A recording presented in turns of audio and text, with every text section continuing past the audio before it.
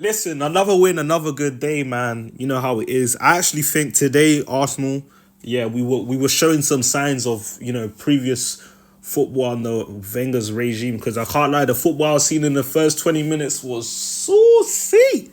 It was crazy, yeah. Literally, man. First goal, you saw Saka. He was cooking on the right hand side. Guys want to be, doing up 2-man step to Saka, thinking they could move to him with 2-man. Come on, man, don't be so stupid, bro. Look at the pass Saka finds through the gap here. Literally catches out Bueno, and I think that's Bellegarde. Yeah, literally catches them out. He slips the pass through onto Jesus. And listen, the combination play with Jesus was peak. You see that Jesus pinning man down. You thought I'm saying, taking couple touches, laying it off to Tomiyasu, who has been having a great run of games recently, who lays off to Saka, and you know what Saka's doing next? That's right, there's only one answer. Saka's dispatching it. Don't matter, left foot, right foot. I'm telling you, Saka's got that right foot on him still. Alright, yeah, you need to bump up that weak foot to like 3-star BMT, man. So listen, I was thinking, yeah, the combination play for the first goal was nice. We score in like 5 or so minutes in. I'm like, yeah, this is lit. Literally, Arsenal like, you know what, we're not done. And I can't lie, this second goal was this was chef's kiss. So Saka's on the right hand side, he digs out across, flings it to the left, and yo, listen, the combination between Zinchenko and Jesus was crazy. Zinchenko plays it to Jesus, who plays it first time back to Zinchenko. He's advancing in the box, who drops it to Odegaard, like center of the box. You should know Odegaard's always making that run. He be catching a lot of guys out like that. When Odegaard is running from the edge of the D into the penalty box, is a scary sight. I've been telling guys, they don't want to see it. Odegaard was cooking today.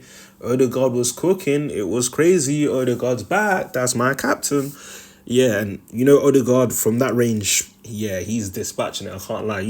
Odegaard's got the driven left foot, like that. When he's really trying to place it, yeah, he's placing it properly. Like, he places the ball with respect. That goal was filthy. I'm not gonna lie. I enjoyed that. That was literally giving me shades of, Wenger days when we had like our, Rosicky, Santi, like Giroud. Like, this gave me that kind of vibe. I absolutely loved the goal, to be fair. Listen, we weren't done because Odegaard still wanted to cook. Like, like when you're making food and that, and you're like, oh, like, Ron, let me cook this too to kind of add to the. Odegaard wanted to keep cooking, and the ball he dropped for Trossard was. That was a beautiful ball still. Trossard takes a beautiful touch out the sky.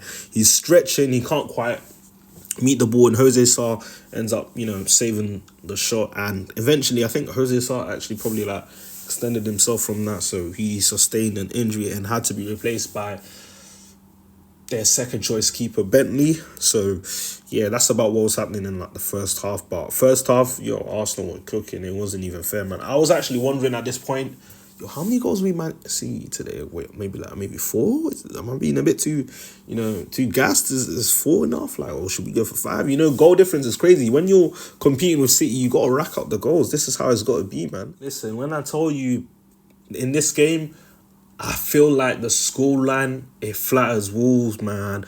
This game, we were cooking. But we didn't take our chances. And in football, if you don't take your chances, it is what it is. And they always say 2-0 is a dangerous scoreline. And I remember with this chance, so Saka's, on the right-hand side, he's whipped the pass across to Martinelli on the left, who's advancing, and he actually hits the shot right, tries to place it bottom right, the open space that Bentley is not covering, and it ends up clipping the post. And now I'm just like, man, we've wasted a couple chances.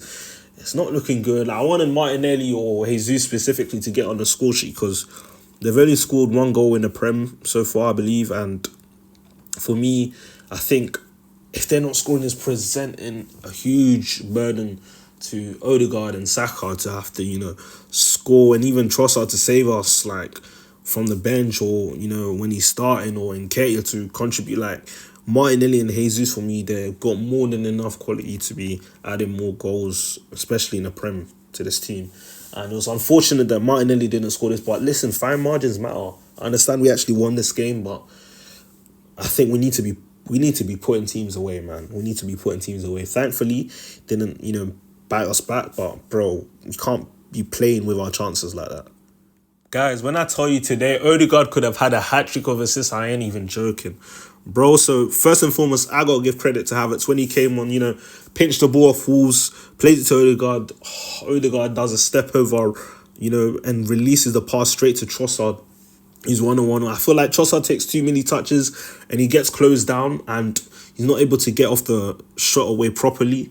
And it's a chance that goes begging. And right now I'm scratching my head. I'm like, yo, Trossard, like, bro, you're arguably our most, clinical finisher. Like, I expect you to be burying that. It's 2-0 and I feel like we've been wasting chances. And now I'm just like, bro, like, is anyone going to add to this scoreline? Because, 2-0 is a dangerous score. We can't rest on our laurels. And we need to rack up the goal difference. So, as much as I was enjoying the performance and everything, and this is the kind of Arsenal that I like to watch consistently, I was like, we need to add to the scoreline. Yeah, you see, this is what I didn't like, man. So, Rice pinches the ball back from Wolves. I'm thinking, okay, Zinchenko is just going to,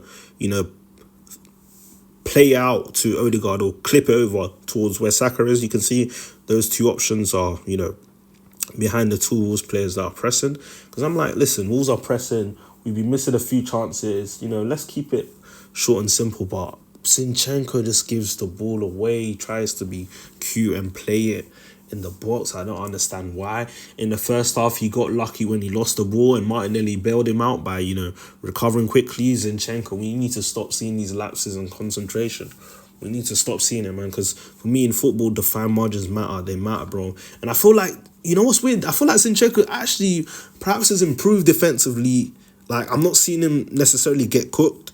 Like, but it's more of a case of just like, I don't know if it's complacency, because obviously we know technically Zinchenko he's up there, but it just seems like sometimes he's a bit too lax on the ball, feels like he has too much time or will always get out of a situation. I do think he needs to have a bit more caution sometimes with the way he plays.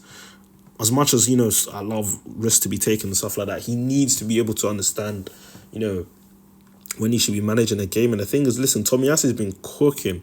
So, aye, man.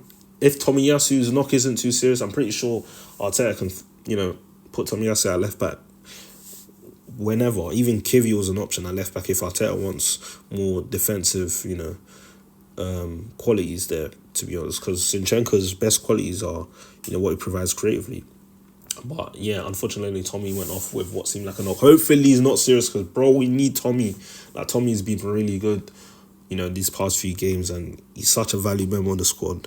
Can play all across the back line, so hopefully he's not injured, man. But this was frustrating, like, I'll be real, man. So Njeka gave the ball away. Cunha lets it run across his body, and I can't like the finish. It's a smooth finish, just, places it right, has no chance.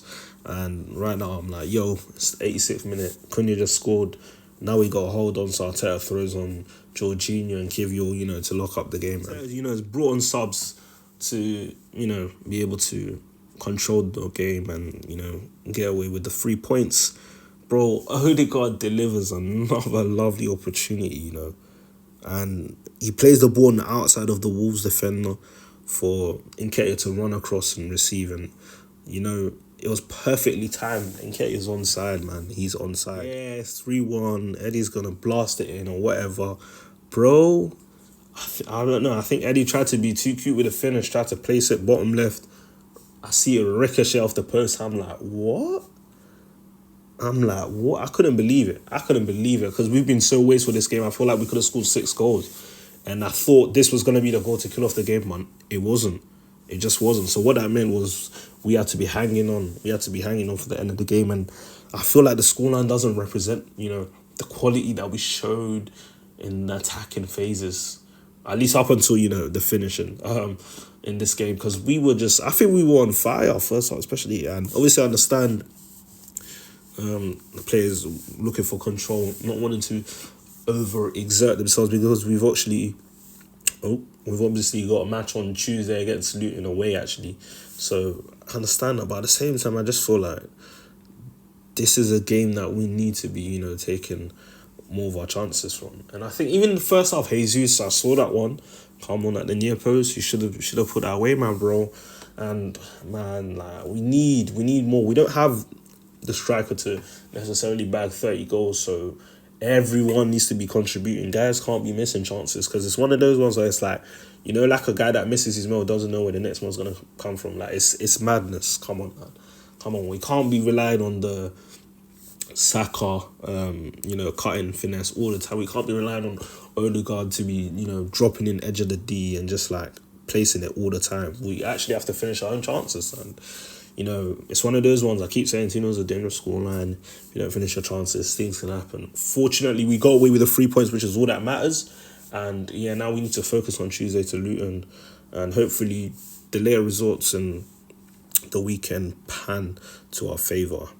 And yeah, man, that's about it. But I enjoy the performance, guys. We just need to see more goals, and Zinchenko needs to concentrate more. Less complacency. Come on, let's do better. But yeah, man, onwards and upwards. Let's go.